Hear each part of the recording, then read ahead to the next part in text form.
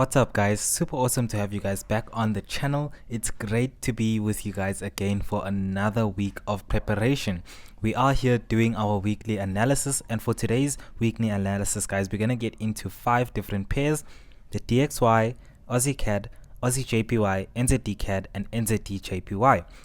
And the main reason I've chosen these pairs guys is because today I want to show you guys how we're going to be able to kind of look at correlated pairs, which would be AUDCAD and NZDCAD, and trade any potential CAD weakness, still keeping our risk in check. And then I'm also going to show you how we're going to hedge JPY strength or JPY weakness by trading what we see on AUDJPY and on NZDJPY, still being able to capitalize on any JPY strength or JPY weakness. On NZDCAD and on AUDCAD, we're looking for that CAD weakness, and so we're gonna still be able to kind of use these two correlated pairs to find entries, but still allow ourselves to time our entries. Now let's get started with the DXY guys. So on the DXY, we're looking at the DXY from a daily perspective. And from a daily perspective, like we discussed last week, the DXY is at this support structure over here. And at that support structure, we know that this is a previous area where we saw loads of buyers jumping into the market, and the market has currently been decelerating towards this area. So we are looking for potential bullish strength. But if we just look at the most recent price action on the daily, what we will see, especially Friday's price action, what we will see is that the dollar index has had a bearish rejection from a previous resistance area. Now, looking at things, obviously we drop down onto a smaller time frame so that we can get just a little bit more detail, and obviously we sacrifice our relevance of structure for the detail. Though if we're looking at a H4 guys, what we can see is that things are still trending bearish. H4 is still in a bearish trend. What we have is lows, we have lower highs, we have lower lows, we have lower highs, I guess equal lows, lower highs, lower lows, and then I guess equal highs here, because price has not been able to close above these previous resistance areas. So we're assuming, we're going into next week assuming that the dollar index is in a range and could potentially stay in between this important support structure here, higher time frame support, and this H4 resistance up here. We'll only be able to get a definitive direction once the dollar index has broken out of this ranging period. Now, because we are in a range, we're going to approach this with the probabilities of a range bound market, and we're going to be looking to buy down low, and we're going to be looking to sell up high. Because we've violated this descending trend line, we're assuming that structure could potentially function or could potentially deliver bullish order flow. So because of that guys, we're going to be looking at the low of this range for those potential buying opportunities. If price decelerates towards the support, then that will open us to be looking for risk entries at that support structure. But if prices impulse to our level where we are looking to trade any dollar strength, then we will basically wait for that reversal structure and that reduced risk entry that will allow us to enter with the appropriate probabilities that we're looking for, and in the direction that supports our higher time frame bias. Being at support, we want to be looking for those bullish reactions. So that's it for the DXY guys. Let's go on to AussieCAD. On AussieCAD guys, we'll start off with AussieCAD on the daily time frame, and on the daily, what we've discussed is that AussieCAD is at or approaching this support structure over here, where we saw a previous rally that managed to break and violate previous swing highs. So buyers coming in from these structural areas able to violate structural highs. So we know that a lot of buyers jumped in from these areas here. Price has now approached this exact same area where previously buyers showed interest. If you look at the nature of price, we do see that we have a descending structure or a descending channel. If we look at where we are within this descending channel, we have our support our support trend line over here, and we also have our first touch, our second touch, and we are approaching or nearing the third touch or the completion of this structure from a daily perspective. So we have support, horizontal support. We also have our support trend line that is giving us confluence within this area to be looking for potential bullish reactions from AUSSIECAD. So guys, from AUSSIECAD, what we're going to be looking for, let's drop down onto a smaller time frame, refine what we are looking at, and then discuss the structure and what would give us a potential trading opportunity. So guys, on the AUSSIECAD, what we can see is that structure is trending to the downside. What we need to be able to exit or to enter or to execute our position based off the bias that we've established from those higher time frames, taking into account maybe a potential reversal from these structural areas, we need to wait for prices to start trending bullish. So what we need to see here on the H4 or even on those smaller time frames, if you're going to be looking for those quick scalping positions, obviously because markets are still trending down, so you need to be in and out quickly if you're going to be looking for some bullish price action in a downtrending market. What we're going to be waiting for, hopefully on our higher time frames, is for us to start to see prices trending bullish.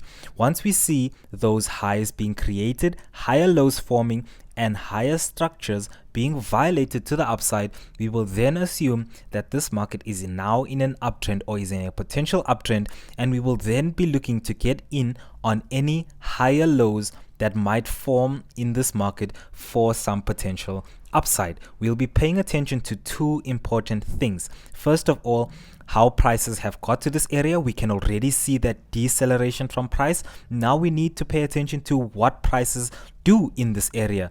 Do prices give us that inverted head and shoulder structure, something that we can be able to trade that will give us that probability? That's what our eyes should be focused on. Now that we've established our bias of that higher time frame, we need to look for structure to confirm that bullish bias and give us reasons to execute our entry in the direction that we've observed from higher time frame structure.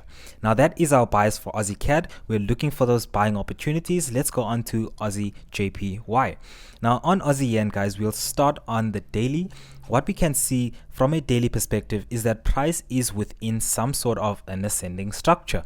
How do we know that? We see prices creating highs, coming down to create extreme lows. Where are the next highs that violated these previous highs? Is these highs over here. So if we look at the major swings on Aussie JPY, we have highs, we have lows, we then have higher highs, and then we obviously have higher lows, giving us a potential three-touch structure that could terminate in this area for a potential move to the downside that might even violate our ascending trend line. That is obviously a daily trend to the upside. So if we do see this price actually pulling to the upside in these areas, that is the appropriate area where we would want to look for those long-term selling opportunities from Aussie Yen. Now guys, take into mind we are on the daily time frame, so we need to actually refine what we're looking at to be able to trade over the course of next week.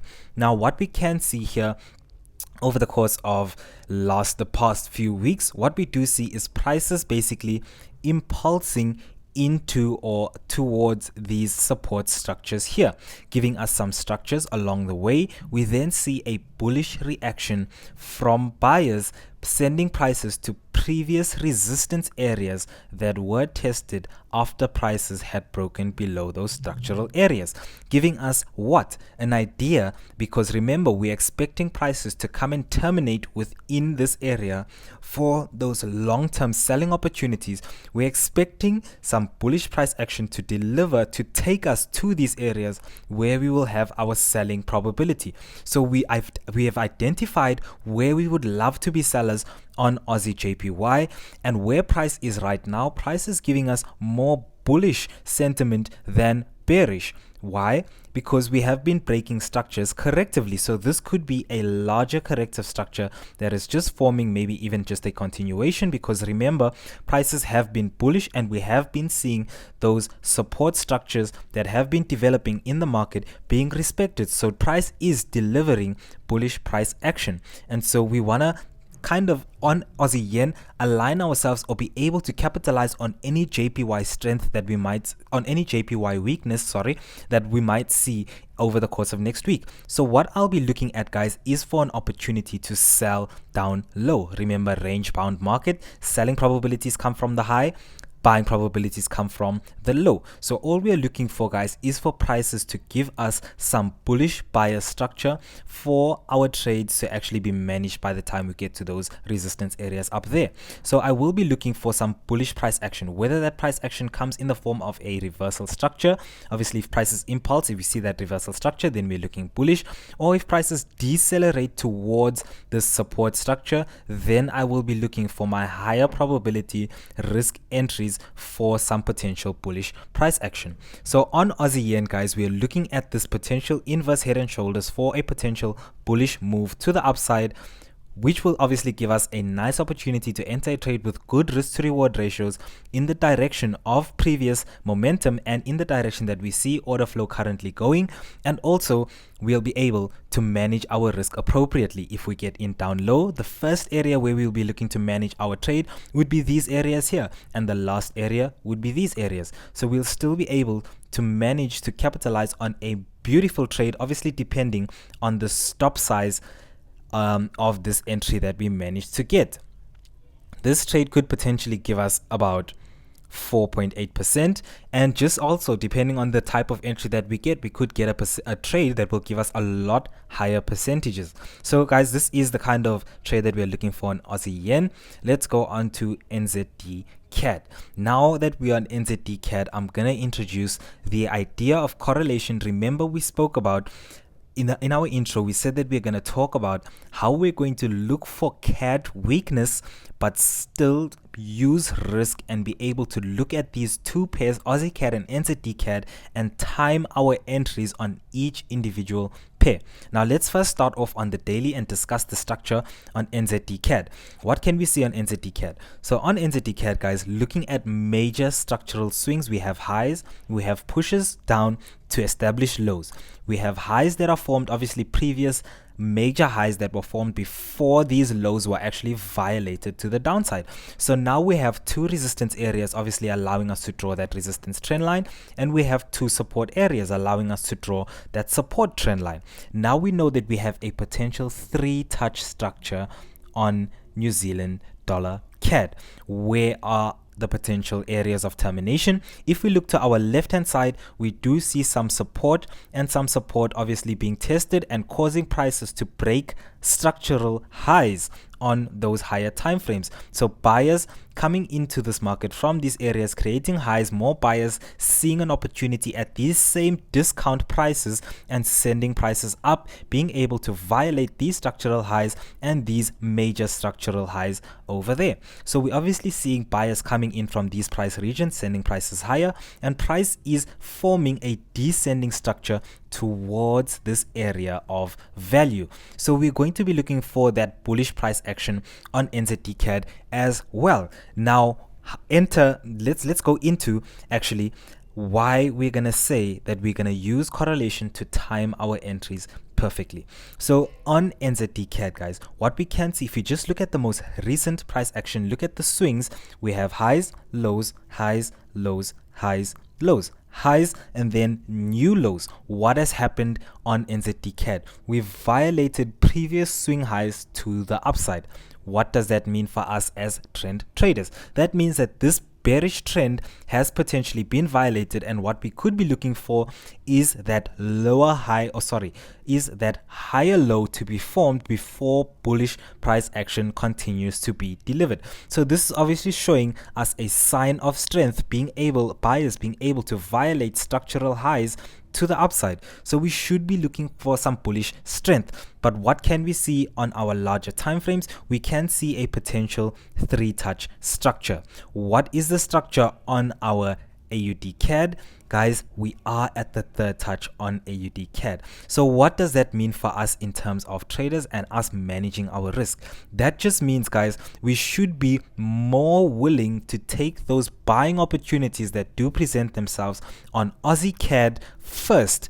NZDCAD, we're also looking for those buying opportunities, but we should be looking for NZDCAD to potentially give us one new low before we actually find long-term bullish strength. So we're going to look at these two pairs, both NZDCAD and AUSSIECAD, looking to take our buy entries on AUSSIECAD first, and then allowing ourselves to exercise patience on NZDCAD first. So we know the direction, we know exactly what we're looking for. Now we're just waiting for structure to deliver us higher prices. Imagine, guys, if we do enter our buy on AUSSIECAD, giving NZDCAD a chance to set up while our buy is moving on AUSSIECAD, we then enter a nice late entry on NZDCAD, still being able to risk 1% while our AUSSIECAD trade is already potentially maybe at break even, or maybe we've locked in profits, because this setup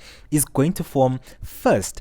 If we look at where price is already in this area, price is already at our third touch, and price has already started decelerating.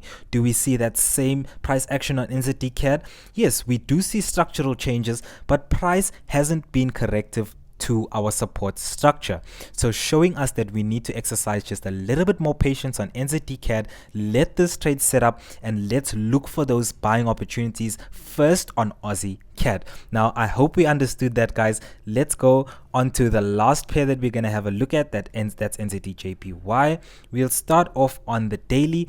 Now, guys, on the daily on NZDJPY, what we can see is prices extremely bullish.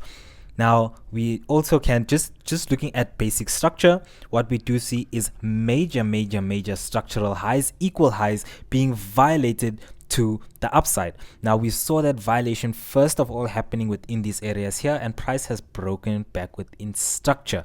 Remember, we always say immediately once we see prices violating structural highs and breaking back within structure, we already assume a larger corrective structure. Now, looking at things on NZDJPY, guys, what I've done on my H4, okay, let's just discuss the daily price action first. So daily price action is extremely bullish, guys. We do see prices actually creating those higher highs and higher lows. These are the previous lows that were formed before these structural highs were violated. So obviously these structural highs functioning as resistance. Now, if we drop down onto that H4, we'll get an idea of the structure that I've drawn in. I've just accommodated for this resistance, this resistance, this resistance, and obviously we're looking at these areas over there. What can we see happening in those areas? We see prices violating our trend line to the upside and breaking back within our structure. Now, because of the nature of the structure and where we are in terms of actual price action, guys, we're going to be looking for bearish price action on NZDJPY. Remember, if we look at what we were looking for on AUDJPY, we were looking for bullish price action on AUDJPY, expecting that potential inverse head and shoulders to send prices higher. On NZDJPY, we are already at high prices, and so we should be anticipating some sort of a reversal structure to form to deliver us lower prices. Now, because we're already at this third touch or fourth touch, you can call it a fifth touch, whatever, but we are at this resistance trend line here, making or looking for those selling opportunities makes a lot more sense. Because price has been impulsive, violating our structure, all we're waiting for is for prices to give us that reversal structure or for that deceleration into resistance for us to be able to either look for that risk entry or for that reduced risk entry on NZDJPY. We're also going to use these structural highs for management, understanding that prices have broken above these highs, and as long as prices stay above these highs, they could potentially still be bullish. If prices stay above those highs, guys, and we see deceleration, then we start looking for our entries, because that is another potential entry. Once we see prices actually breaking back below the structure, then we will know that on our higher time frames, or at least in terms of higher time frame perspective, sellers were able to push prices lower than where previous sellers came into the market. So obviously buyers not being able to hold prices above structural areas where sellers previously showed interest. Once we see prices breaking back within structure, then we start to look for those reduced risk entries from a higher time frame perspective. So regardless of how this trade gives us this entry, guys, on NZDJPY, we're going to be looking for those selling positions. Now this is how we're going to be hedging JPY strength or JPY weakness. On AUDJPY, we're giving ourselves an opportunity to trade any potential JPY weakness by looking for that bullish price action, expecting that inverse head and shoulders. And on NZDJPY, guys, we're looking to trade any potential JPY strength. So if JPY does increase in strength, we rather look for that selling opportunity on NZDJPY rather than AUDJPY. Why not AUDJPY? Because AUDJPY is far from the appropriate selling area. We know that we want to sell as high as possible. If we look at prices here, prices are relatively low. If we look at remember, everything is relative in the market, and so where prices were previously and where prices are now, prices are closer to the extreme lows than we are to the extreme highs, and so prices are relatively seen as cheaper. And so we know that we for a fact have those high prices on NZDJPY, so things are kind of expensive. If they get more expensive and we see those sellers jumping out of NZDJPY, I mean those buyers jumping out of NZDJPY, then we anticipate that JPY strength, still giving us an opportunity to trade both both JPY weakness and both JPY strength with the appropriate chances with the appropriate probabilities and with the structure that complements the bias that we've developed on these two different pairs that are correlated because they share a quote currency. Now guys, I hope that you actually received value from this. I hope that you enjoyed the session.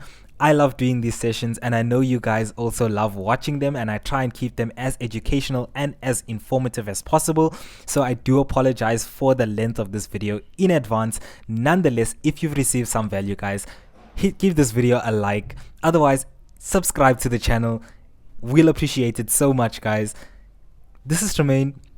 Enjoy the rest of your guys' trading week. Cheers.